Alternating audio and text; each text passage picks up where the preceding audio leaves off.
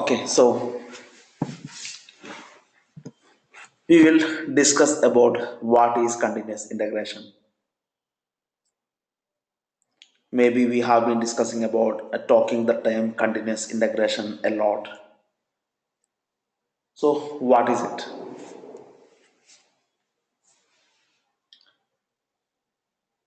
So, take this example. In every company, they will have a software product, and they need to manage this software product, and they rely on some DevOps tools in order to do that.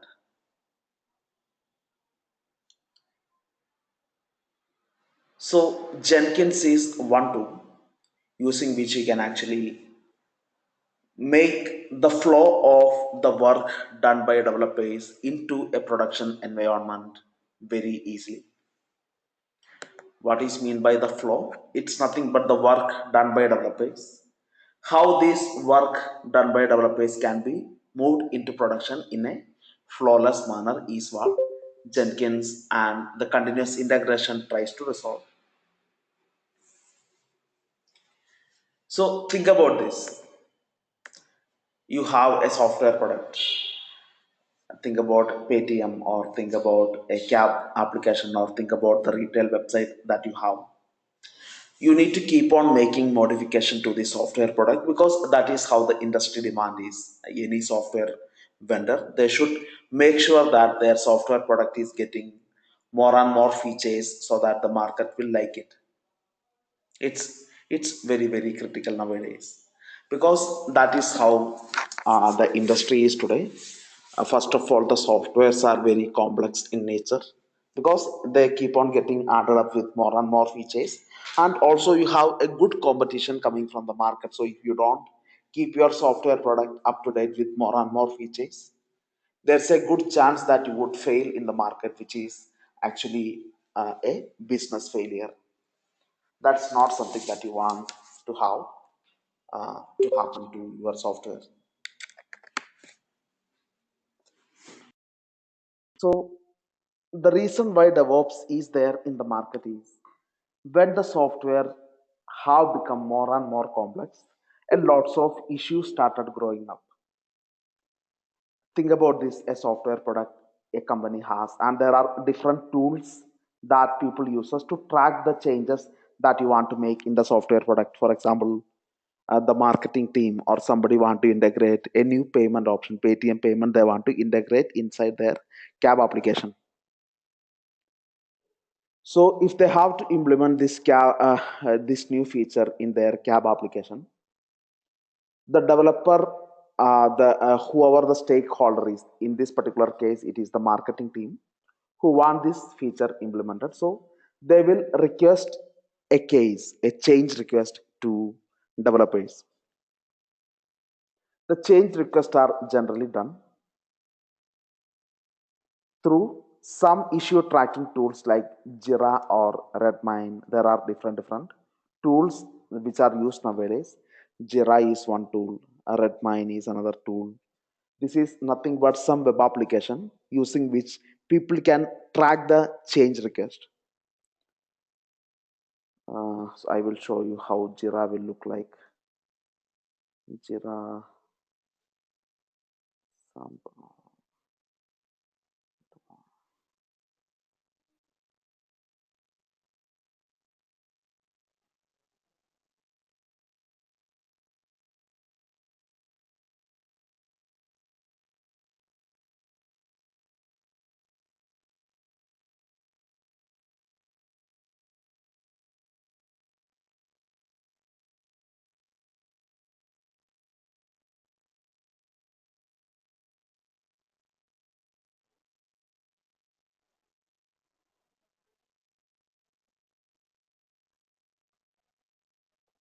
Okay, so Jira is a web application tool. Like Jira, there are different web application tool. Actually, every people in the company, in the office, will have access to this web application. They will have their own login credential using which they will log into this web application. Then they will have an option to request for a change request they can open. The marketing team would click on create a new change request, and over there they can put a short description and they would mention this is the feature I want to implement, right? And they would even provide a short description, then they would mention what is the priority and how critical this issue is. So like that is different, and when they want this task to be completed, so all these things they would mention in a change request, they would put together inside a change request, and like that there would be a number of change requests for every organization. And it would be the generally it would be the developers who work on these change requests. What they need to do, they depending on the change, the request which this marketing team have made, they need to analyze the problem and they need to find out how to implement these into the code, and they will then make some code change, and finally they will implement these changes into the software product. So this is how a Jira web application page will look like. If you open Jira over here, you can see issues, right? If you click on issues, you would see all the open issues like this. These are the list of issues that you currently have, and then you have the option to create a new issue. Click on create button, then select the issue, then you can mention a new issue. You can mention, okay, something is not working, please fix it. So like that, different stakeholders or different people who are interested in making changes in the software, they will raise their change request in a issue tracking tool. And generally the developers will also log into the same page, right, into this web application, Jira or Redmine or whatever issue tracking tool your company would be using. Every developer or every marketing team or every people operation teams also will have login access to this page. So developer can log in and then they can see the issues, and sometimes you can assign, whenever you are creating a issue, you can assign this issue to a developer, and once the developer had logged in, he can see all the issues that are assigned to him, and they will open the issue, they will find out the description what they want to do, they will make the plan. If they want to ask for any more information from the stakeholder, they will add a follow up note asking them to give this many information, some information is missing, give this many information. Then they will again reply to that a request saying that okay, these are the things which we need, and they will clarify everything, and then you will make the plan. And as you do whatever work, you would keep on updating all these descriptions, whatever change that you are making, the developer would keep on adding more and more follow-ups, so that whoever looking at this entire change requests can see what is currently ongoing. And they would even mention which git repository got updated, right? Finally, once they are made the changes and they finally updated the change into a git repository into a particular branch, then that git url also they will put inside as a description saying that okay, it is inside this particular url, this fix is available. Maybe the testing team or any other team who want to verify the changes, they can look on this same change request, then they can find out the exact git branch where they can see the code. So basically it is more like a coordinated place where you can see the issue that is being tracked or being worked on. The different people who are interested, and the testing team, the operation team who want to know uh, about the details of the changes that are going to be released. So anyone who can look at this change request and then read through this change request to understand what is going on, and if any tests are performed, even this test report can be put inside the same change request. Basically after this change are done by the developer, the testing team would do the testing. If it is all looking good, they will update the report also into the same change request. So this change request is more like a single place that would contain the complete issue tracking. So right.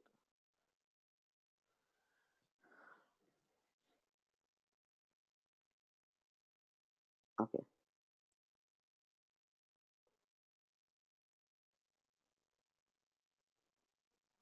So using one of these tools, Jira, Redmine, etc., people will track the issues. That's how they would track the issues. Okay,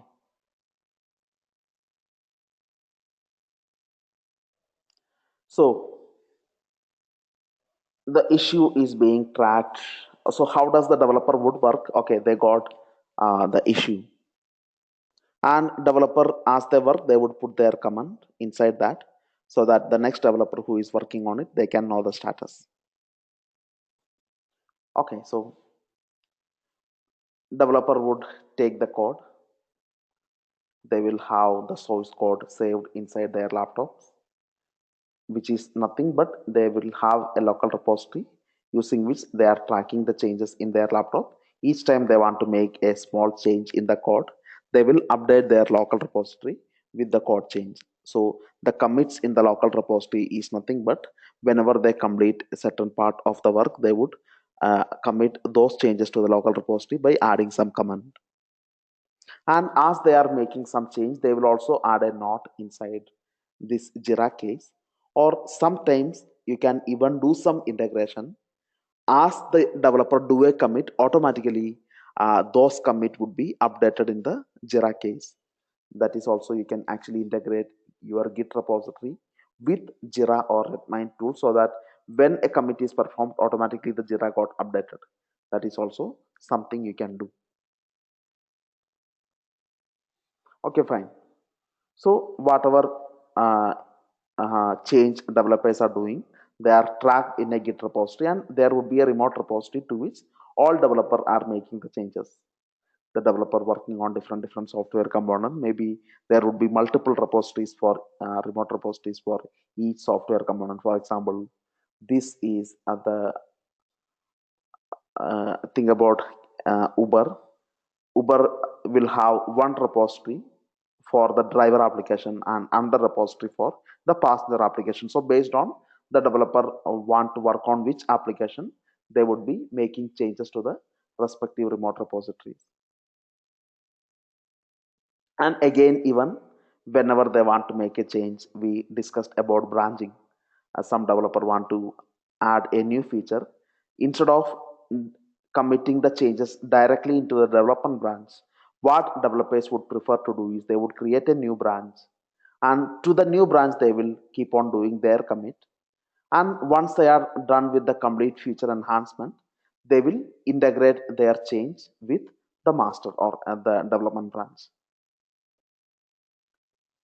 So this is the main development branch to which every developer are making changes. So sometimes you can do it direct commit. If it is a very small change, you don't bother about creating separate branch.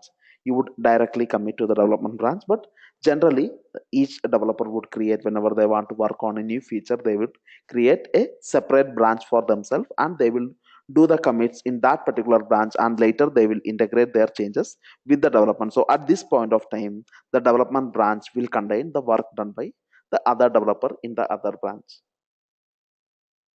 This is how developers would work. So you know how to do these things using Git, how to create new branch, how to do the commits to the new branch, and later how you can merge the changes with the origin branch. So this can be master, but generally master is not used for this purpose. That you would create a separate branch called development, and this is the branch which would typically track the changes done by developers. I told you how what master is generally being used for. Okay, fine. So that's how the developers would work, and they will continuously keep on making changes to the development branch. So assume the development branch keep on getting changes done by the developer at any point of time. If you look at the development branch, it would contain the work done by developers. But of course, this work is not a permanent, reliable work, of course. Why is that? It's not a reliable work because it is generally not tested. A simple test were done in individual developers' laptop, that is not enough for the complete testing. So this is generally not a tested application. So it need to be tested first. So how you will do the testing? You will get the code from the development branch, right? You will take the code from the development branch. You will create the executable files, the war file, using some build tool and Maven, Make. There are different build tools out there. Using one of these tool, you would convert this source code into an executable code, and this executables which you have created, you will then deploy them into a testing environment or a development environment.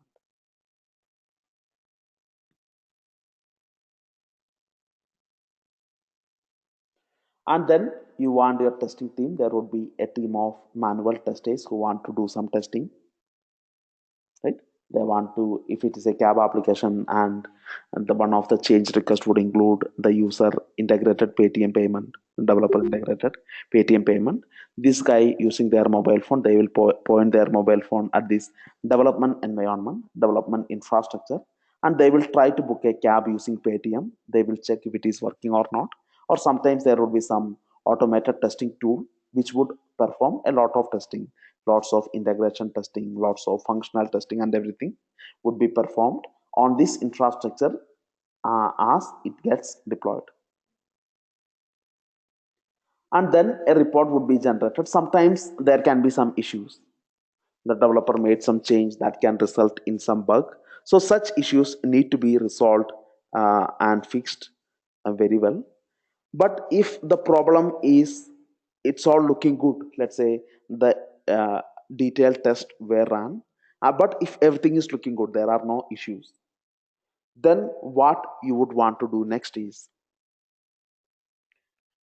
you would want to merge the code which is in the development branch with a separate branch, maybe a staging branch, because this is a verified work.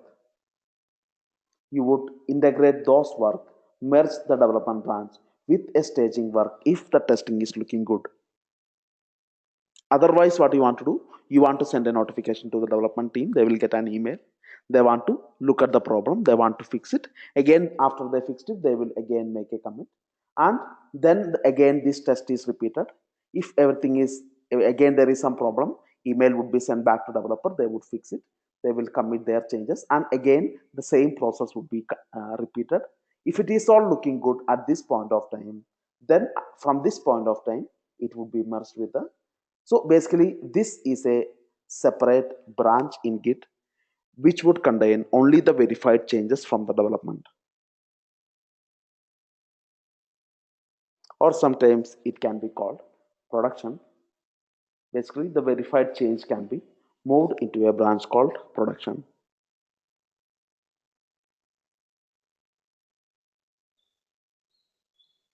Or sometimes you can even do it further. I told you sometimes the developer would create their own branch.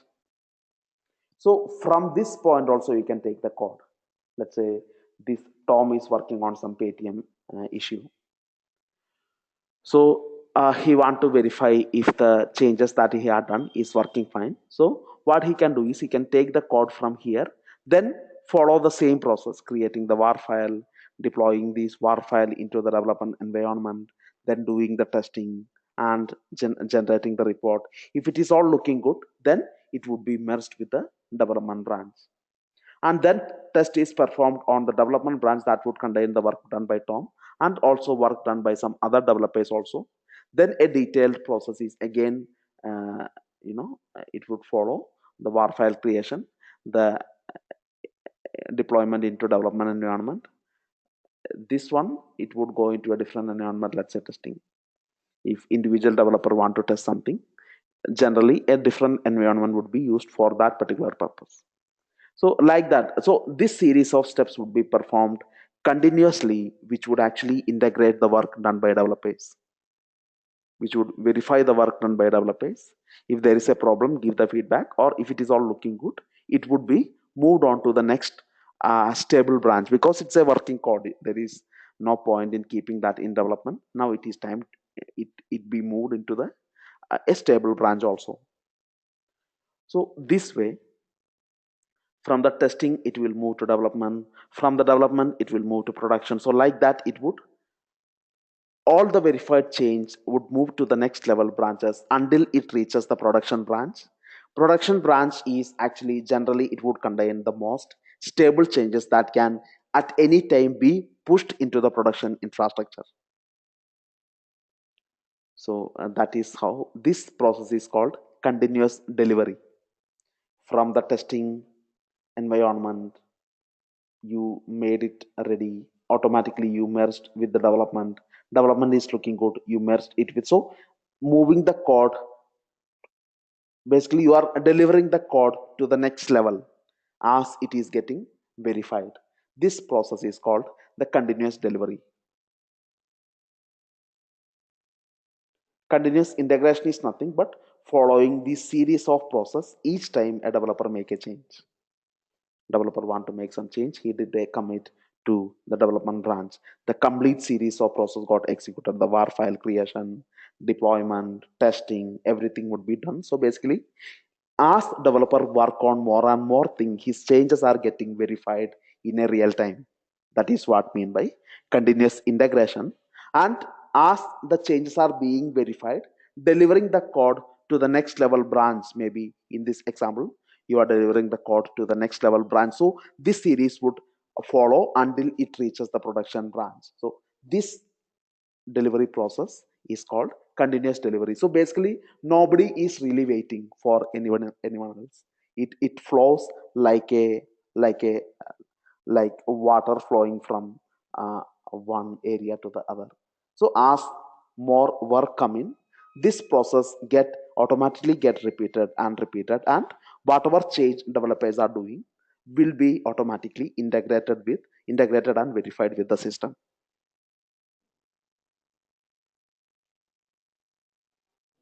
This is how you should today, right?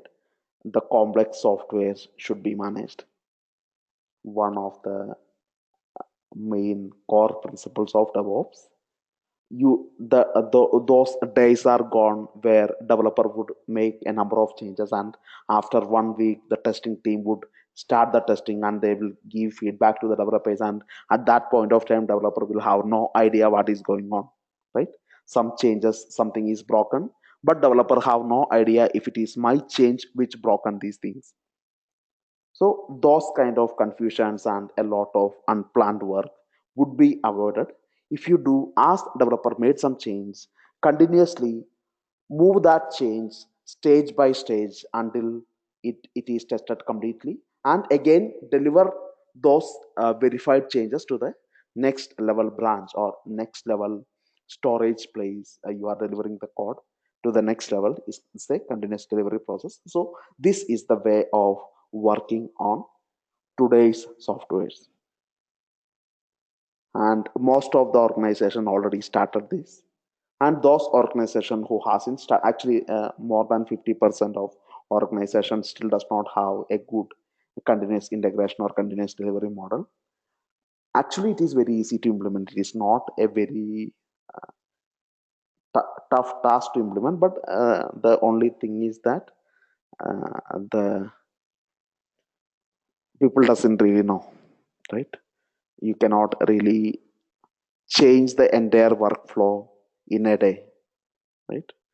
The people mentality need to be changed. So due to various reasons, there are still a lot of companies who haven't achieved this kind of continuous integration and continuous delivery model, but actually that is what they are going to do eventually, and that is how the market situation is today.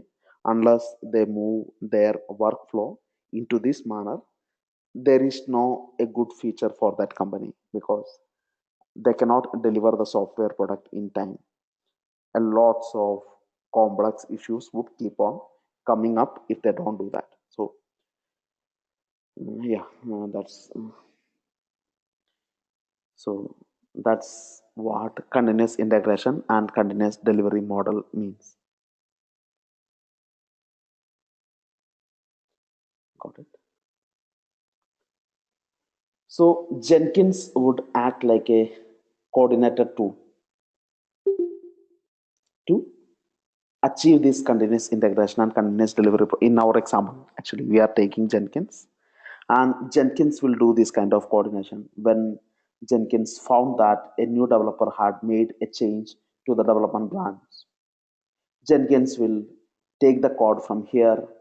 It will take care of using and to build the code and create the war file, then deploying this war file into your environment.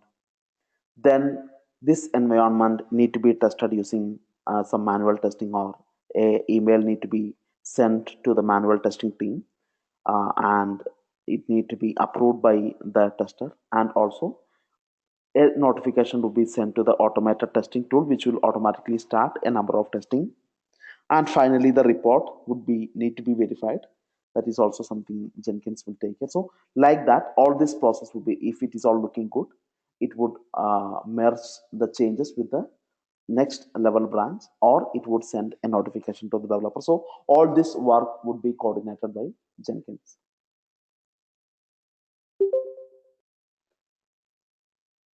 Okay, so Jenkins can do a lot of things. It can work with lots of third party tools. It can be integrated with the tools like Git and Tomcat, right? Anything, almost anything that is available in the market. Jenkins can be integrated with those third party tools and act like a coordinator who would ensure this flow, this continuous flow of work.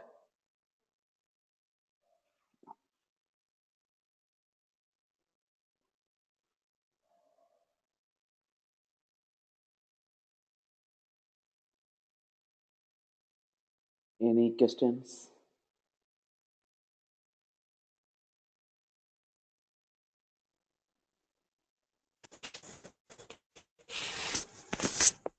Yeah, Basil.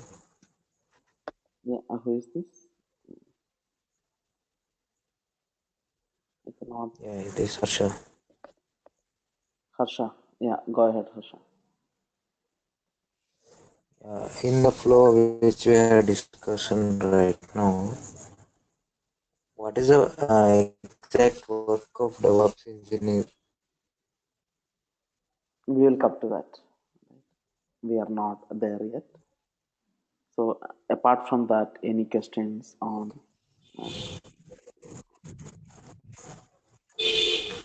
Nothing. clear, right? What is continuous integration and what is continuous delivery?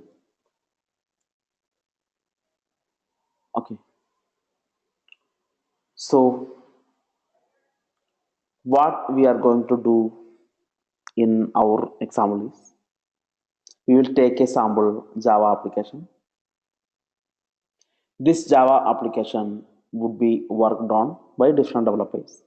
There are different developers who make change in this Java application, and there is a remote repository to which they will update their change as they make some change to the software. And this remote repository, what it does is, whenever it get a change from any of these developer, it would send a notification to Jenkins. It will tell Jenkins that, okay, there is a new change, new push made by this guy. Then Jenkins will start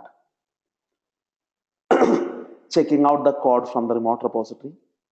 Then it will ask Ant to build this code. Then Ant would build this code and create these executable files. And these executable files are saved in some storage place. There can be multiple executables. So in our example, yesterday we learned and we created only one Java application and we created a var file. So like that, there are multiple executable files which you would create.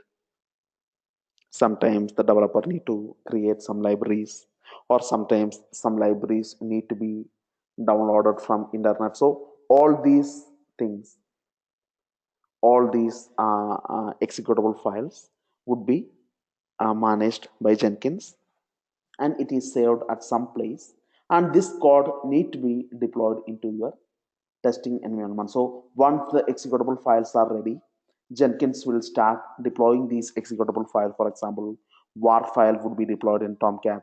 jar file would be executed to do the accomplished result. So basically a deployment would happen, a testing environment machines would be updated with whatever change, latest change this git repository have. Then once that is done, Jenkins would send a notification to some of the testing tool, which would perform some testing, and then it would generate some report. And this report is sent back to Jenkins. Jenkins would verify this report, and then it will mark. Looking at the report, it would mark the reports to be verified. So basically, Jenkins would be working with the testing tool and coordinate the work done by the testing tool, and even verify the reports done by the testing tool. So all these things would be done by Jenkins. And if the code is looking good, you want to move the code into a different branch, a stable branch that would get the work. Otherwise, you want to send out an email notification to your developers. So these are the tasks that we are going to do in our practice, and this is going to be your next project.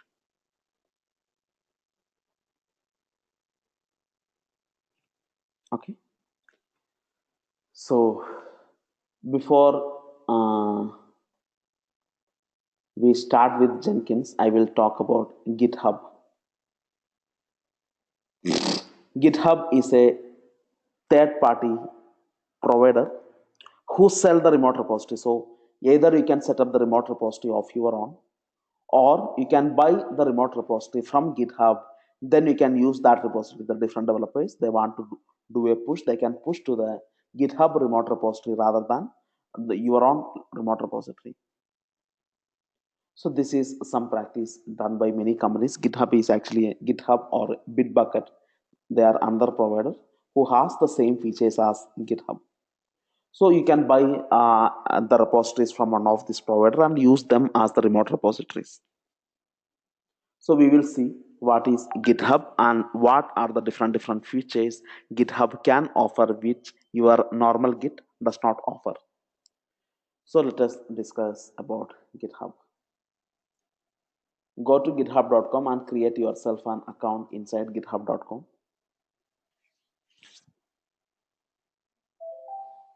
So first it would ask you to log in. In my case, I am already logged in, right? So once you logged in, you would be taken to this page.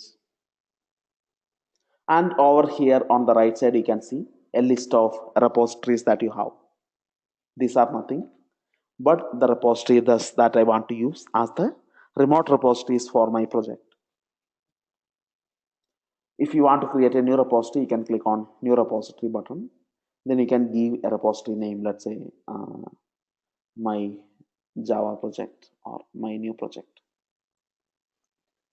This is a new project that I am creating. I am creating a repository in the GitHub, which I am going to use as the remote repository. So basically, GitHub would give me the URL, GitHub URL, and the project URL they would give me. And that URL I would add as origin. Every developer would add that URL as the origin. So whatever push they are doing would go in here.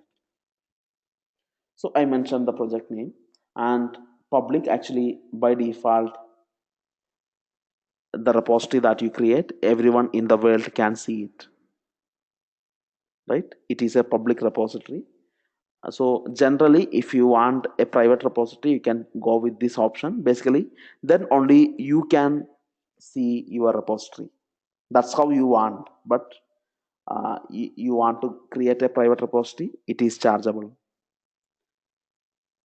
So in my case, I am going with the public repository, which is free.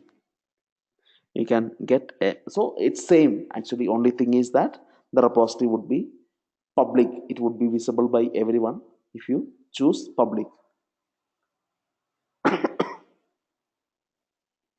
So click on create repository, which then a repository would be created inside my Git account, and in the next page it would show me the URL that I want to use, the remote repository URL. Remember, the developer need to add the origin, right? Git remote add origin, then the URL, they need to run this command to add the origin before they can do the push. So when developers are doing the push would run to this URL. So this URL is nothing but the remote GitHub repository that I have just created inside by logging into their GitHub website. Okay, so the steps are exactly same. The developer, whatever action they want to do, the steps are exactly same. Assume Tom is a developer. Let me create a new EC2 machine, Tom's laptop.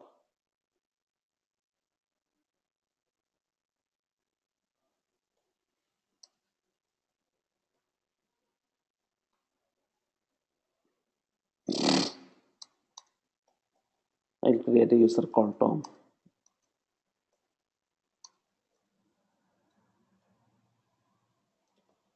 Okay, I'll create a repository. Let's say Tom repo. So go inside the Tom repository. I can it is a empty folder. I'm going to create a local repository. Git init is the command to create the local repository. You already know that, right? So I'm going to create a new file. Create some new file. Let's say readme. Or what I would do is the yesterday's and project I will download from internet. Download sample and project.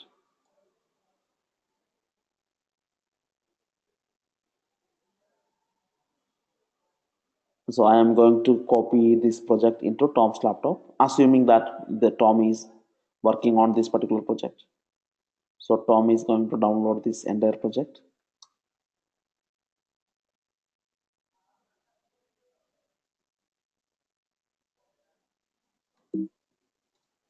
Unzip. Then you can see the folder and example. Maybe instead of and example, I will move everything into the Tom repo.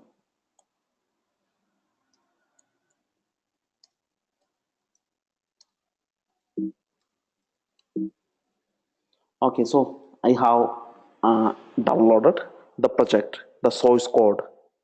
It is the source code that developers are working in, right? So the source code of the project is now available inside Tom's laptop. And now Tom want to add all these files into the Git repository. What is the thing? First he has to add to the stage. Then he has to uh, commit to the local repository. So git add all the files I want to add to the staging area. Then I have to perform a commit operation. What does the commit do? It would do the commit to the local repository. So always remember the git init command. By running git init command, I created the local repository, not the remote repository. The remote repository I already created in GitHub. Later, I will add this remote repository to Tom's laptop before Tom can do the push. So right now, over here in Tom's laptop, I created a local repository, then downloaded the project, Java project inside that repository, the source code. Then I am adding that project into the Git. And then I am going to do a commit operation. Project is added. Okay, first Tom has to introduce himself to Git repository. Of course, the Git repository want to know who is making the changes.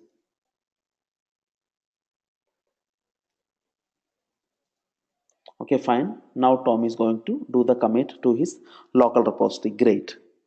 So what all things Tom had done now? He's inside his laptop. First, he created a local repository. Then he downloaded the files to the working copy to the folder Tom repo. He downloaded the entire source code of the project. Then he performed the add operation to add all these files to a staging area. Then he did a commit to the local repository. So always remember, this is all happening inside Tom's laptop. Now the change need to be pushed into the remote repository. And you have the URL of the remote repository. The remote repository is something which you have purchased from GitHub. Right? You purchase the remote repository from GitHub. So what I'm going to do is I'm going to add this URL inside Tom's laptop, the remote URL origin. That's the command git remote add origin, then the URL. So this is the command you need to run in Tom's laptop in order to add the origin as the GitHub URL. So this is the remote repository that you have added. Now it is time to do the push, right? Git push origin master, right? You want to push to the origin, which is nothing but this GitHub URL to the master branch is what? So the same command. So only the URL would vary. Apart from that, the commands that Tom need to use or the developer need to use are exactly same. So can Tom do the push operation? Will it work? Will it work now? No, he has to generate the key pair, right? The SSH key pair he has to generate in his laptop. So Tom would create the key pair, the same thing. He would create a key pair, private and public key. The public key need to be copied into the remote repository. The remote repository, in this case, it is not the Git user. In this case, it is your GitHub account. So you need to log into your GitHub account from your browser, and you have the option to copy this public key of your developer to the remote repository. That's what you need to do. So that I will do later. So if right now if I do the push, I would get an error. I did not generated the key pair for Tom, and I haven't uploaded the public key to the remote repository. Then I will get a permission denied error if I run the push command now. Are you sure want to connect? Yes. Then it would throw me a permission. Obviously I was expecting this. So what I need to do, I need to generate a key pair for Tom or any developer who want to work inside this project. I need to create a key pair for them. This is the private key and this is the public key. The public key I will copy into the GitHub remote repository. This is your public key. This entire public key I am going to copy. Tom's public key I am going to copy to the GitHub account. Where do I copy that? Log into GitHub account, and over here you have an option called settings. Click on the button here, go to settings page. Over here you have the option called SSH and GPG keys.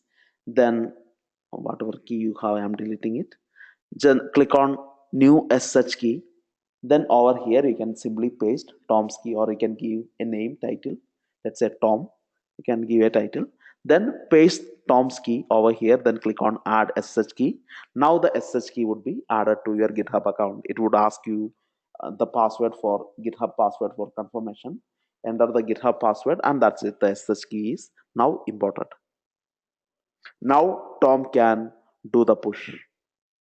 You already copied the public key of Tom.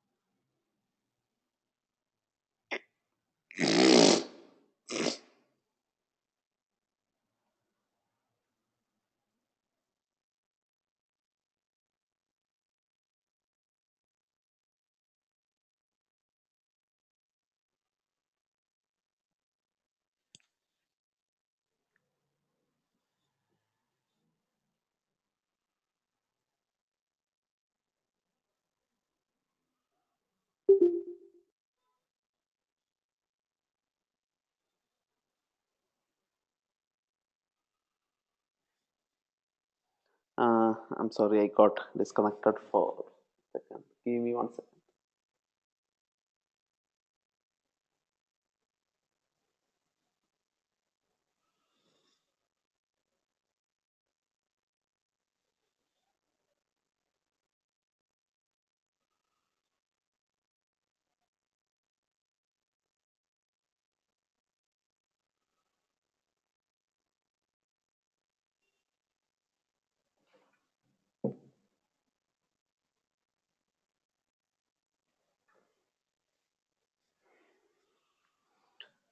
Uh, Hello?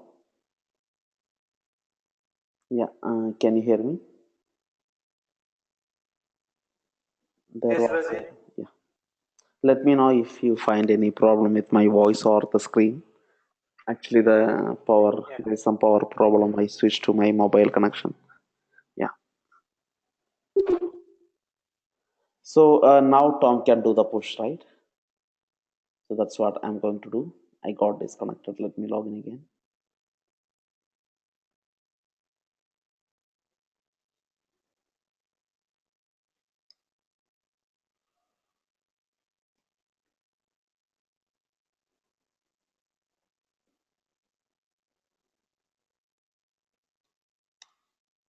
Let me become Tom. Tom already did all these things, created the local repository, did the commit, then added the origin, then even created the key pair and uploaded the public key to the GitHub. Now Tom is going to do a push operation, git push origin master. This time it will succeed. Yeah, it is succeeded. Now if you go to your GitHub URL and refresh it, go back to the project page, click on home button, then click on your project name, my new project, click on it. Now you can see the content inside GitHub. You can see that in the web page itself, whatever content that you have pushed into the remote repository, you can see those content inside a web page. So you get this interface, which is helpful, right? You want to see the content of the file. Let's say click on web content, then click on the vanilla folder, and then go ahead, click on the Java class. You can see the content of the file in the page itself. It's helpful. Yeah. So you can see the files here.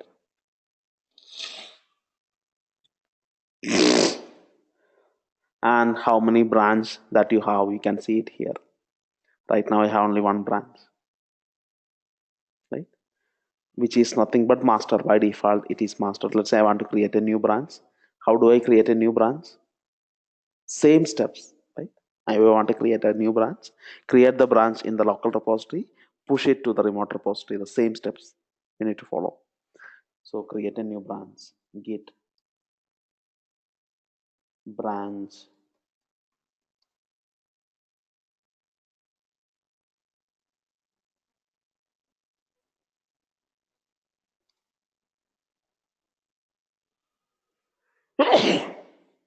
okay, git branch Paytm,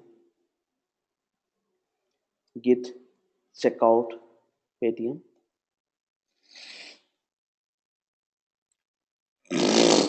Now git branch to make sure that Tom is in his branch. Maybe he's making some change, he's adding some entry to the readme file, and he's adding the readme file, he's committing the readme file. This time the commit is made to the new branch, Paytm branch.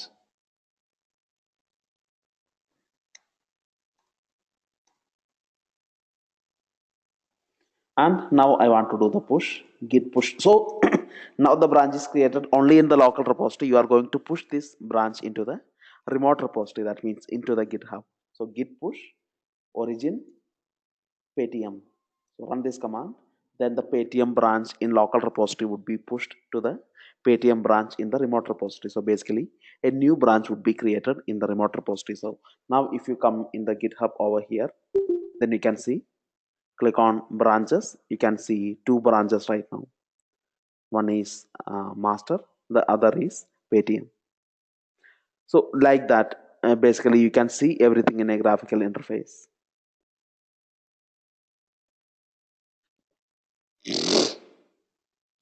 Okay.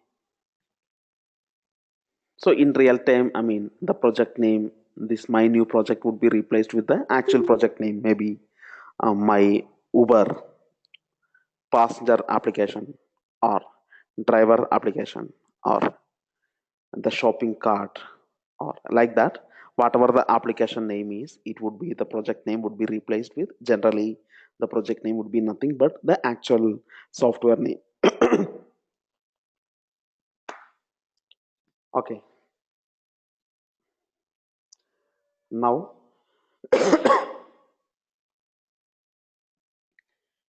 what we will do is, the tag also you can see somewhere.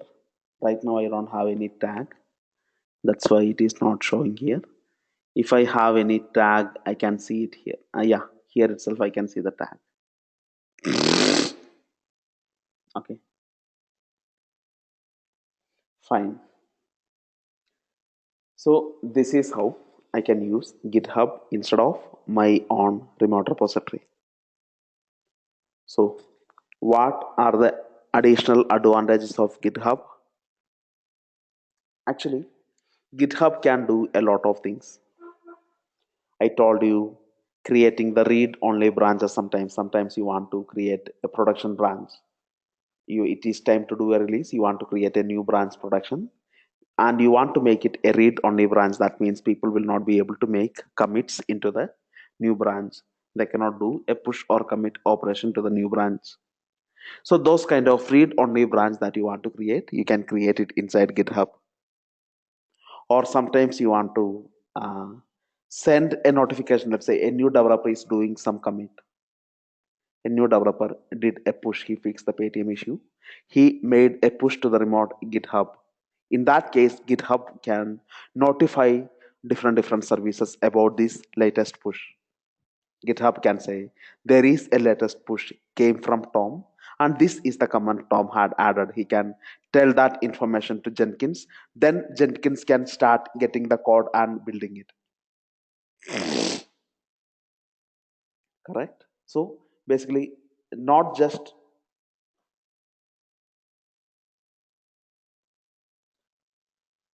uh, I hope you can still hear me. So what I was trying to say is, GitHub can send notification whenever a developer make a change, a developer make a commit. GitHub can send a notification to certain system. For example, GitHub can send a notification to Jenkins saying that uh, the developer had made this change.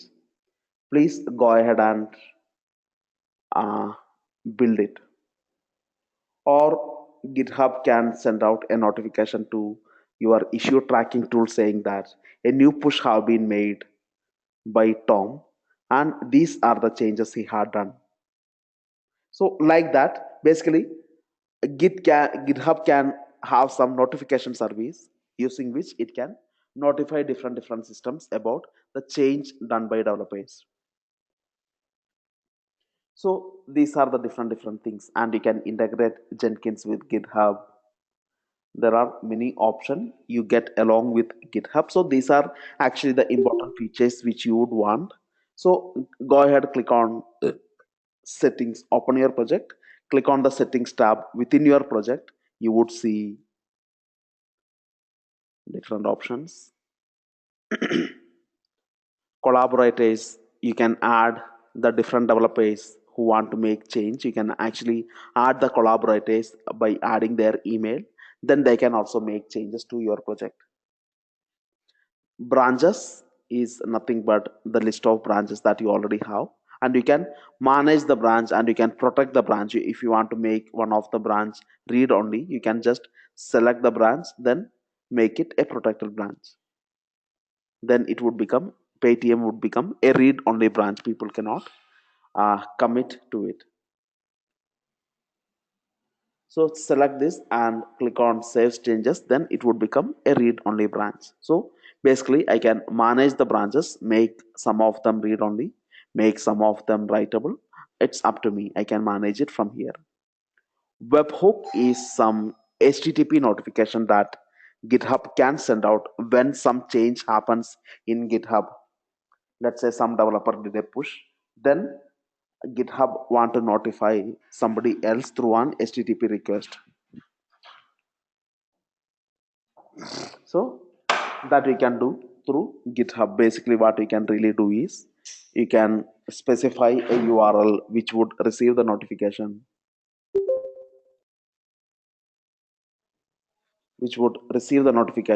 when some change happens in GitHub.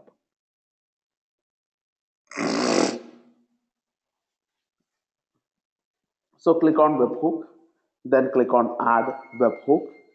Then here they would ask you to specify the URL that need to get notification whenever a push event happens. Or you can even select this option, send me everything, or you can choose at what incident it should. So it should be when a push happens, you can select only pull request or push request or the repository creation, right?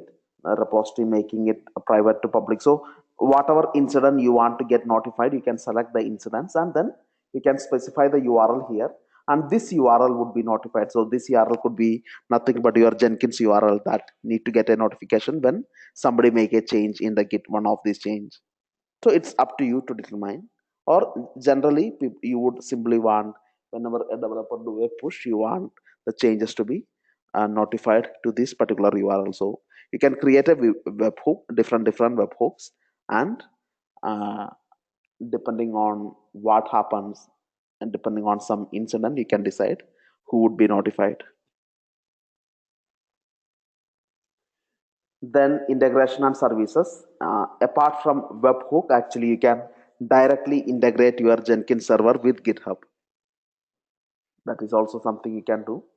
You can directly integrate your Jenkins server by adding Jenkins as a service here. Click on add service, select Jenkins GitHub plugin. So basically you would install a plugin called GitHub plugin inside Jenkins and select that option here. Then you would specify the URL of the Jenkins here. Then automatically here you need to put the URL of Jenkins. Then automatically GitHub is integrated with Jenkins. This is the URL that you need to put your Jenkins URL. The IP address here, IP address colon 8080 slash GitHub webhook. This is the particular URL that you need to put. Then Jenkins, this URL would be notified whenever the push happens. Basically, it is a auto integration. You don't need to specify anything. So like this, you can integrate Jenkins. So whenever a new change happens in Git, Jenkins would be notified about each and every changes. And from the Jenkins, you can actually configure what Jenkins would do when it get a notification from GitHub. So all these things you can configure inside Jenkins also. When this notification happens, what you want your Jenkins to do, that you can configure inside your Jenkins. So that is what you can find under integration and services. Not just Jenkins, you would see different tools and technologies to which GitHub can be directly integrated with. If you click on add service, you can see within AWS code deploy, you can integrate it, right? There are different tools and technologies using which you can integrate. Basically the Jira, I think Jira is also here. I told you sometimes when a developer make a new push, you want the changes to be updated in a Jira ticket, Jira change request. So in that case, you can integrate Jira with your GitHub automatically. Jira would get notification whenever a developer make a change. So Jenkins, we will see how to do the integration. That we will actually see when we start with Jenkins.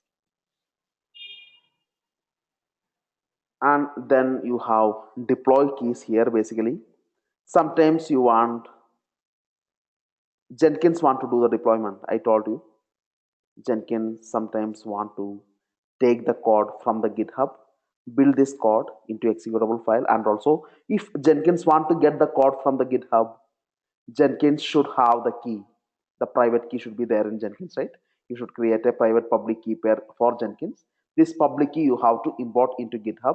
Then only Jenkins can check out the code from GitHub. Jenkins can get the code from GitHub.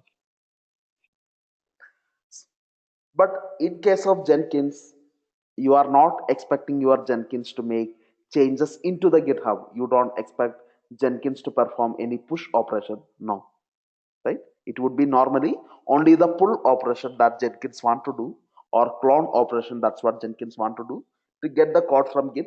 Jenkins is not supposed to make any changes into the repository.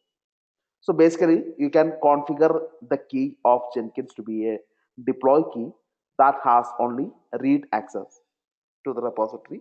It does not have write access. So you can actually create a key inside your GitHub using which Jenkins will check out the code from the GitHub. You can add it as a deploy key. When you add deploy key, you will get the option disable the write access.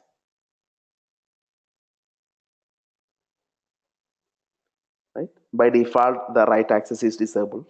So this key, if you add it without checking this box, you won't get push access. You cannot make a push to the remote repository. So these are the different options that you can see find under GitHub. These are useful. Actually, we are going to use these options when we start with Jenkins.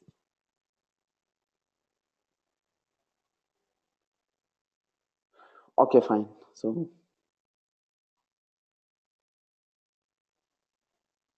that's pretty much about GitHub I wanted to discuss. Now, uh, what we'll do is we will start with Jenkins. Maybe we will just install Jenkins and we will wind up today, right? Yeah. So we will continue, right? I'm not taking a break. We will just finish off the installation and then we will wind up today.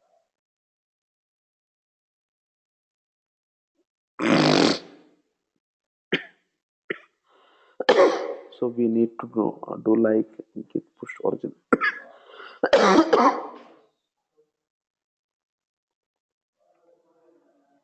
Yeah, Yashwant, now it is clear, right? I hope I already answered your question.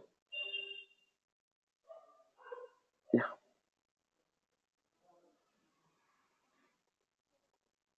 So now we will go ahead and create a EC2 machine and we will set up Jenkins inside the machine. Or we will use the same machine. I already have a EC2 machine. Inside this machine, I'm going to set up my Jenkins.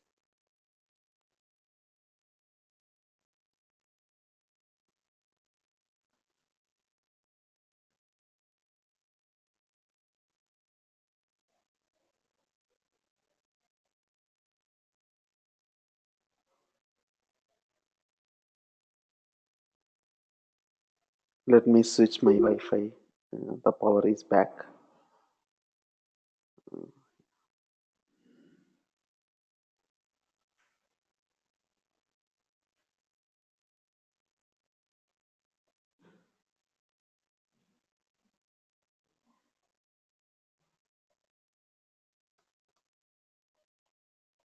Okay, so I already have installed Tomcat inside this machine, right? Okay, I already have Tomcat running inside this machine. Actually, Tomcat listens on port 8080. Jenkins also listens on port 8080. So you cannot run both software at the same time. Either you should change the port of Tomcat to something else, or you need to change the port of Jenkins to something else.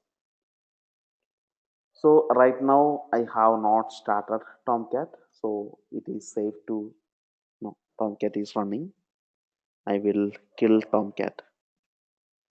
Or what I would do is I will change the port of I will kill Tomcat anyway. Otherwise it would be overloaded. Tomcat is killed now. Now it is time to install Jenkins. I will also change Tomcat port. I don't want both Jenkins and Tomcat to be listening on port 8080.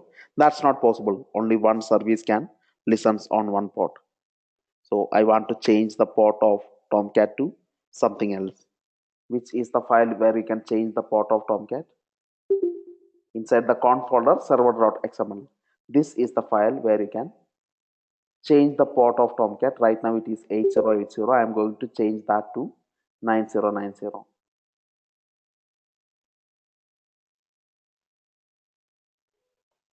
Okay. So next time when I start Tomcat, it would listen on port 9090 instead of 8080. So let us now go ahead and install Jenkins.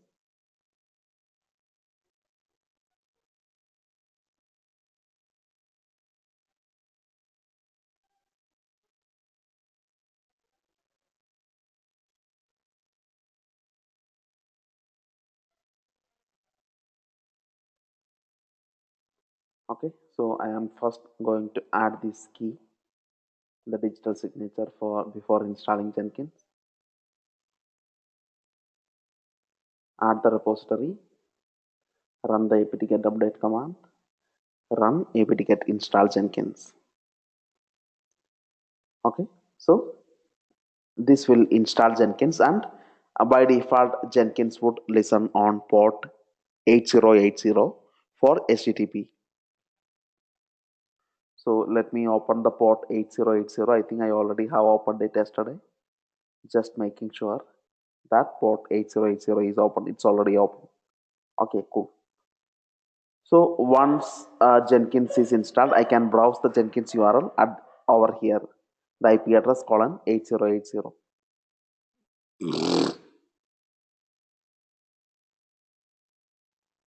Or what if you don't want to put colon 8080?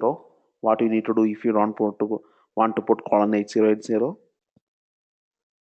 Either you can change the port of Jenkins directly, or you can put Apache as a proxy. Install Apache that listens on port 80. Then Apache will act as a proxy which would redirect the request back to your Jenkins server. That is also something that you can do if you don't want to put the port in the browser.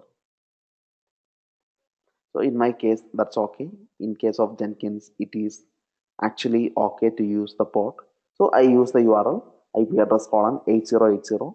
Then I would be taken to the Jenkins installation page. So first I need to install Jenkins from the browser. So before the installation begin, they will ask me to copy the content of this particular file into this box. Actually, this is for verification purpose.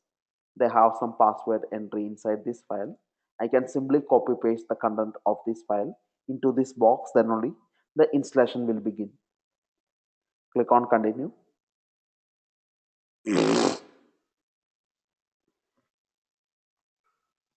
It will ask to customize Jenkins, maybe install suggested plugin or select the plugin to install, or I can skip these steps also. I don't need to install any plugin, but if I want, I can install plugins. For example, the plugins in Jenkins is nothing but when you want Jenkins to have some additional features. For example, Jenkins want to get the code from Git, then you should install Git plugin inside Jenkins. Then Jenkins want to build the code using ant, then you need to install ant plugin inside Jenkins. So basically the plugins are nothing but they would add more and more features and benefits into Jenkins. So there are a list of suggested plugin that you can start with. You can simply click on this button, then they will automatically install a number of suggested plugins, or you can do it later also. It's not important that you do this installation when you do the Jenkins installation. You can do the plugin installation later. After you install Jenkins, you can install plugins later.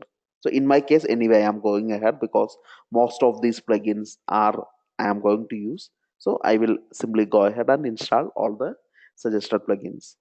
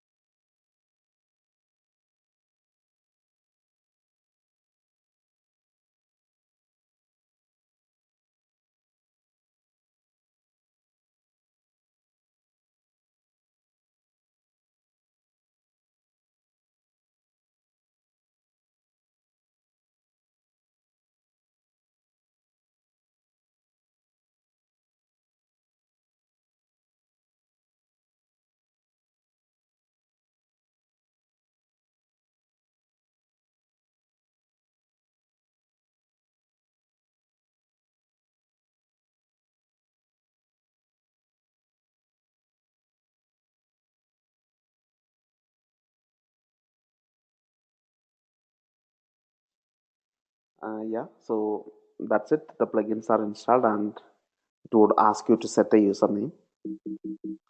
So set the username, password, everything.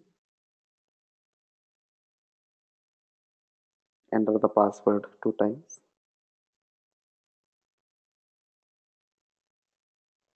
That's it. Click on save and finish, and your Jenkins is ready. Click on start using Jenkins.